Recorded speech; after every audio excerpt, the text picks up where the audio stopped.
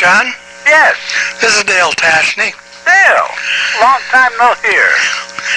Are you still at the monastery in Ava? No, I left the monastery at Ava in 1965. All right, how may I help you, Dale? What I need to somehow clear my conscience of what has happened in the past. Mm-hmm. I've been, for about 40 years now, covering up and holding within me something that I've known about and could never talk about. And yet I feel I too, like you, have injured some people by my behavior.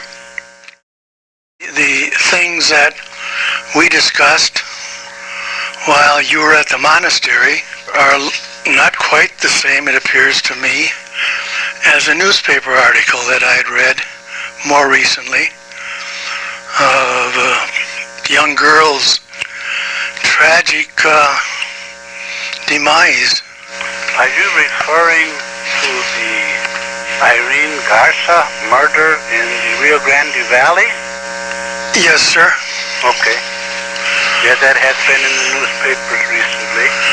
Yeah, and what I've read doesn't coincide with what you told me about that. And there are relatives that are living,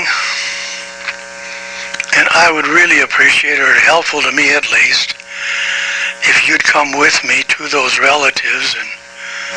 Come with you to those relatives? Yeah, and explain to them that, we've been responsible. You've been responsible on your end for the accident or unfortunate thing that happened.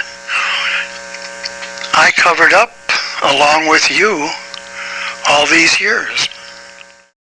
And I am telling you this evening that I am not the man who killed Irene Garza.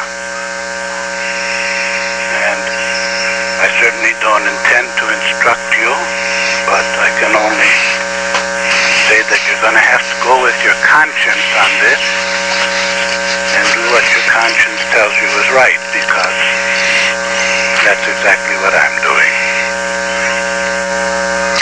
Well, I guess I'm very confused then now, more so than I was before, because you told me that you did in fact participate in the death of a young woman. Well, I can only repeat myself and say I am not the man who killed Irene Garza. And that is the story that's circulating in the newspapers at this time. Was it somebody else then that you told me about? At the time I was in the monastery, I was pretty much a broken man.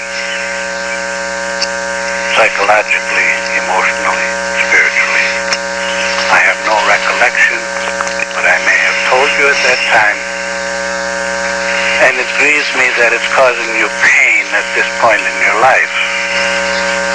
I will pray for you. What? That this cloud and this cross might be lifted from your mind and heart.